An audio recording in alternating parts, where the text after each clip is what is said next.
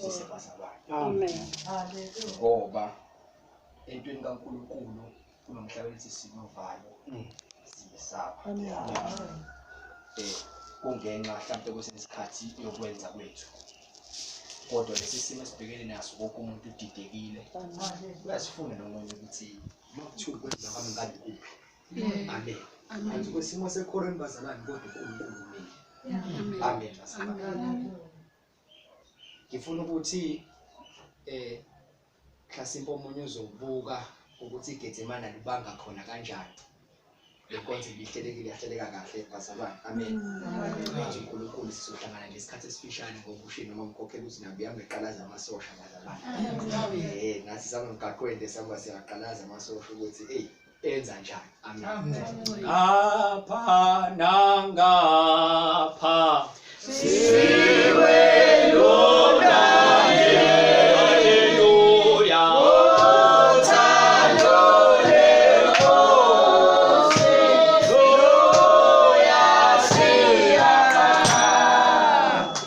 Ukuthi mina mntakandela abantu abangathubi kakhulu. Uma sivalelwa kanje bazalwane nifune kodwa ningathubi kakhulu. Ngoba ngifuna ukuya kulamazwi. uIsaiah chapter 26 verse 20 wakhona ushilo ukuthi zivaleleni endlini bantwana bami uze kudlula kaNkulunkulu. Amen. Kwenzeka nje kanje bazalwane kodwa umuntu okholayo akathuki kakhulu akahlehlele emuva. Amen. Ngenzela ukuthi ubusisibindi sakho ungadideki endleleni. uNkulunkulu lokho kwenzakalayo uyakwazi. Amen bazalwane. Thina singangakwazi ngoba sisenyameni kodwa uNkulunkulu lokho kwenzakalayo wakhuluma phambili. Amen. Amen. Kapha nangapha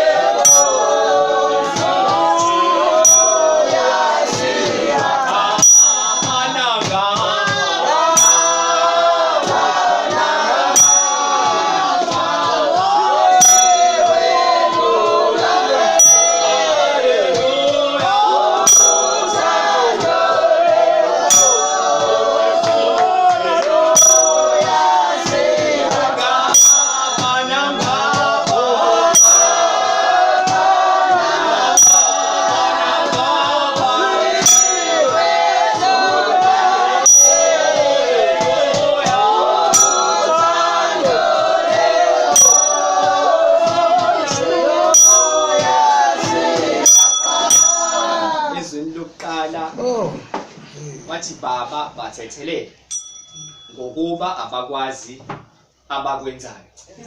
Mama umfundisi isezwini lakho uJesu Kristu eqala evula umlomo.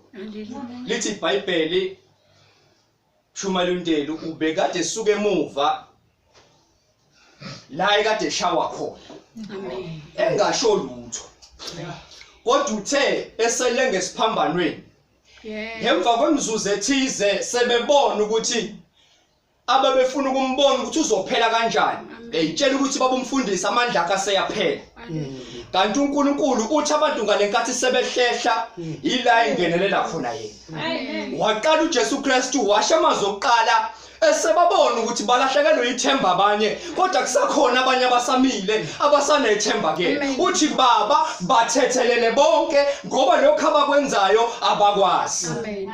Iyodwa into engiyithandayo uthe noma esentabeni eyokhuleka khona la ikhuleka khona kwaze kwathi ithukuthuku zakhe saphenduka amathonseleka ubuyele emuva bafundi bakhe uthi vukani nilaleleni. Akakhethanga ukuthi vuka sibanibani kodwa uthe vukani ingakho nasesiphambanweni ethi baba bathethelele ngoba abakwazi abakwenzayo. Omunye ubemtshela omunye wathonile endaweni ukuthi ekhuluma kuzwile engakubonanga athi uJohane njengobani ozokholwa kuzwile engakubonanga kodwa baba bathethelele ngokuba lokhu abakwenzayo abakwazi. Iyahlupha ke into kaNkulunkulu ngoba uthi ukathi uzoyibamba la bese uyajonga.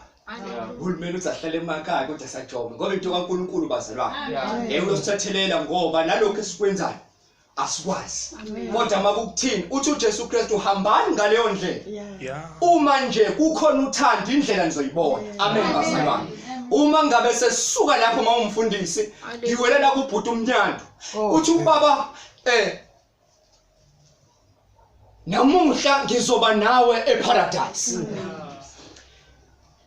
into enza lokho mawumkhokheli ukuthi uthesa siphambanweni kwakhona abantu ababonile bephansi ukuthi laba bantu bazile nje kodwa kunento abayilangazelele bathi laphala ligazi elakhe bazalwane kodwa khona abantu abathulungile yena ingakhethi nomiselelezi sasisho singe sithi awusikhululi ngani ngoba unamandla wena okuyikhulula ngoba phela ubonakele nangenkathi eyongena khona eJerusalema ezefika eyolanda uMateyu ithi iBhayibheli ufindwe indoda ebimazi ukuthi uphula umthetho ngasemuva yathi ungani ungazange wena usikhulule noma ungani ungazenzeli indawo yakho uzozofuna ukuthatha iJerusalema nje kungani ungazenzeli umuzi wakho wayithinta esifubeni waba nokuthula amen bazalwane lithi iBhayibheli uJesu Kristu uma ulwa ngenyama ubelwa ngomoya amen bazalwane ufikile emhlabeni waba ngumuntu ebantwini wa understand into eyodwa ukuthi inyama yomuntu iyahlupheka lithi iBhayibheli ozele osifazane imihla yakhe iyayanusa ingakho ethi ndama esele ngesiphambanweni athi bathethelele abakwazi abakwenzayo noma isishi indoda ukuthi ngikhumbule baba embusweni wakho uthi namuhla ngizoba nawe eparadise angizukucabangela ukuthi wangenzani kodwa namhlanje ngizoba nawe eparadise awumshowela indelo abahumusha kahle bathi nale ndoda yaze nje yaphinda lamazwi siphambanweni mangizwe kahle yathi baba uzungikhumbule bathi abazi kahle yayingaqala ukusho bathi yake yahlangana na uJesu esamncane kodwa ngoba yayisigebengu esihle esasigebenga abagwilikile bese sipha abampofu lithi iBhayibheli kunezinto uNkulunkulu azozibuka esenhlizweni yakho wena ongazazi abantu bebemazi njengomuntu oyisigebengu kanti yena usiza abantu abahluphekile untshontsha kwabanemali apha bangenayo amen bazalwane uthatha kwabanokuningi anike kwabangenalutho amen bazalwane nathi namhlanje uma ngabe silalele lenkonzo akusiko ngoba nje sizisolalela amazwi asikhombisa kodwa sizofunda ngawo ukuthi kunabantu akufanele ubathethelele ngoba bakwazi abakwenza kuwena noma sebethi ngisize ubakhumbule ube nabo eparadise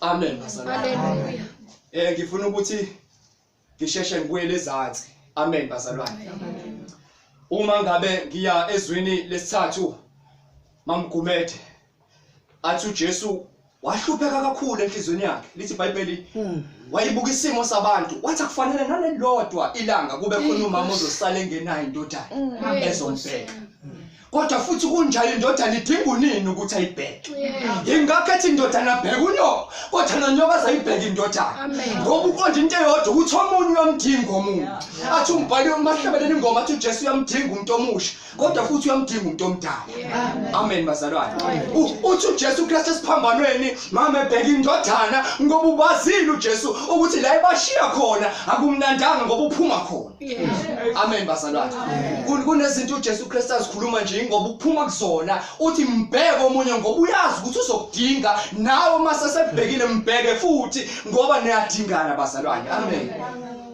amen bazalwane uma uJesu Kristu esesiphambanweni ngazi ukuthi mina ngimbonile lento eyenza eGetsemane enkosi ufika nje siphambanweni vele usezoshaya uchapter 2 ubonakele hlehle kancane emthethelela amasosha ezomlanda lithi iBhayibheli kunomunye wabo wathatha inkemba wanquma indlebe yesosha wamthethelela bazalwane wayibusela indlebe amen uJesu Kristu ubhala lezinto ukhuluma lezinto ubesezenzile usenzela ukuthi nongazwanga aze ezwe ingakho nami kuthiwa ngiphinde lamazwi ukuze ongazange ezwe aphinde ezwe bazalwane amen uma sihamba endleleni kunezinto eziningi engelula ukudlula kuzona ukuthi mase kufika isimo ubone ngathi ususele wedwa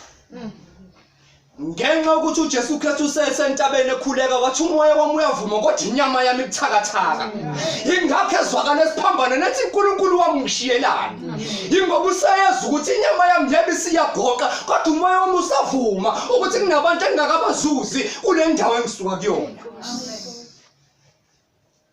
athi umoya wami uyavuma kodwa inyama yami ibuthakathaka uthi uNkulunkulu wami athi uNkulunkulu wami umphinda futhi amemezela ukuthi uNkulunkulu ngishiyelani ngoba kusanendawo engimele ngiyifeze la kodwa uthi uNkulunkulu wami ungishiyelani enengesiphambanweni ukhombisa nabanye ukuthi konke akwenzayo akazenzeli yena kodwa khona la icela khona amen bazalwane amen babembuza phela bethi uyikhulula ngani ingakho ethi uNkulunkulu wami ngishiyelani ngoba khona babe la phansi abakholwa ngani ngokubona amen bazalwane abangakholwa izinto abazibona zenzeka lapha kude kodwa abakholwa ukuyibona ngoba sezenzeka la eduze kwabo amen bazalwane angiye kolesihlanu wathi ngomile ngomtshela ubaba ngomile ngomtshela ubaba ngonile uNkulunkulu wami ungishiyelani ngoba kusale izinto engifuna ukuzibika kuwena ngomtshela ubaba ngomile ngomtshela ubaba ngomile ngomtshela ubaba ngomile mina ngomtshela ubaba ngomile phela mnyanda uJesu wayengeke ambize uNkulunkulu athi ungishiyelani kungekho into afuna ukumtshela yona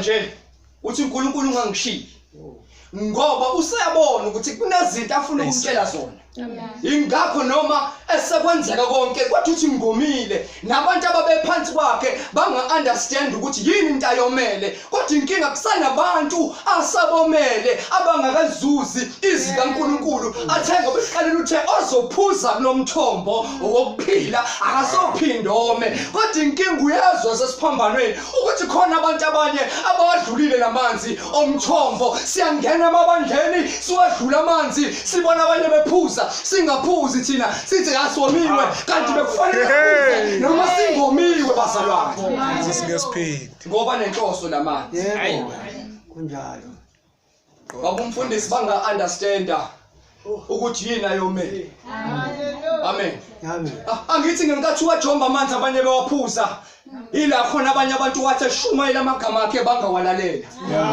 it's because babona ukuthi bona bajake phambili sebengcono kunasebedlule kubo kanti khona indaba yokuthi udlule nje izinto eziphethe aziphelele ikhali zakho zokuthi masubhekene nempi ziyashoda mina ngotshela ubaba ngolile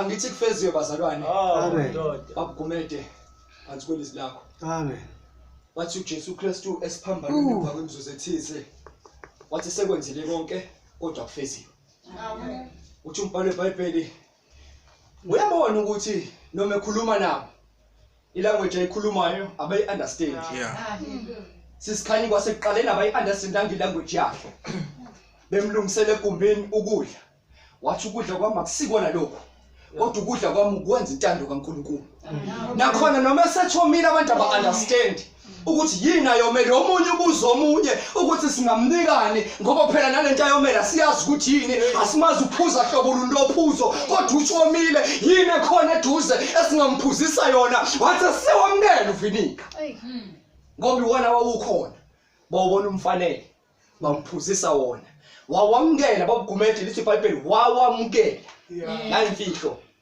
engisabisayo wayesangawuvala umlomo wakhe angawuphuzi kodwa lethi iBhayibheli wawamkela uthe esentabeni esakhuleka ithukuthuku zakhe zenzeka into ayiqala nakuyena engayazi saphenduka igazi wakwamukela waqhubeka wangabuza imibuzo uqale konke lokho akwenza siphambaneni ube sekwenzile entabeni uwamukela uvinika nje uyazi ukuthi kunento esishintshile vele emzimbeni wakhe noma sengaphuza noma yini kodwa umzimba wakhe awusewona wasemhlabeni usukhethiwe njengentombazana nathi ngingasangilibazisa ngoba senginempawu iyona lento esenza sihambe endleleni nasebabantu emishane sodwa ngoba khona la sihamba khona bese siyadideka ukuthi umzimba esesihamba ngawo usunezinye impawu bazalwane immediately umthatha uNkulunkulu uthi ngiyamkhetha kunezinto ezakho athi umbhalo eBhayibhelini enhlizweni yomuntu kunamasu kodwa impendulo yolimi ivela kuJehova angizwa bazalwane enhlizweni yomuntu yabona inyama yakho namaplani obunawo yabona nje basikhala kodwa amaphosa ngisho ngakuthiwa bekuyimuphi president besizazokhala ngoba sinamaplani esinawo amanye singazi noma besizokwazi kwafeza noma besingeke kodwa just because sekhona ushintsho selukhona sasibona sekunzima kakhulu kodwa kufeziwe noma izinto seyishintshile izinto zakho wena zifezwa kuJesu Kristu esesiphambanweni ungasabi ngalutho izinto zakho zifeziwe wamkhokheli wamemesa ngezwe elikhulu wathi baba esandleni zakho sengibeka umoya wami usebonile shumandela ukuthi noma ecela ukuthi labantu abathethelele uyamuzwa uNkulunkulu uyamphendula yena kodwa abantu aba-understand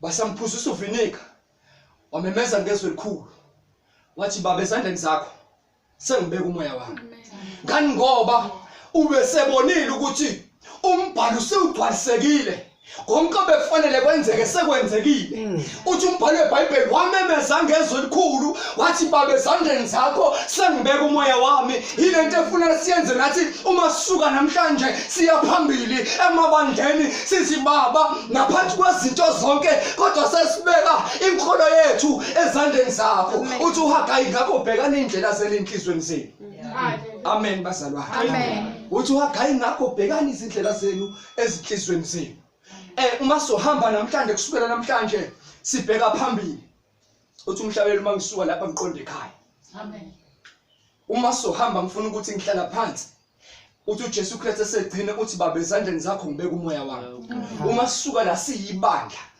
kube yilona lo wenhlizweni yakhe athi baba ngibeka indlela yami esandleni sakho kuko konke okuzokwenzeka emva kwalezi insuku esinikwa zona kodwa baba ngibeka impilo yami ezandleni zakho amen uthi baba ngibeka konke kwami ezandleni zakho noma ngenzekani bangathini abanye bazovuka badukise bazalwane bashintshe emabandleni bazovuka badukise emakhaya bazovuka abadukisi emsebenzini befuna ikhundla kade seyiflothile abantu besahlele emakhaya kodwa baba ezandleni zakho sangibeka impilo yami kuko konke okuzokwenzeka sangibeka impilo yami amen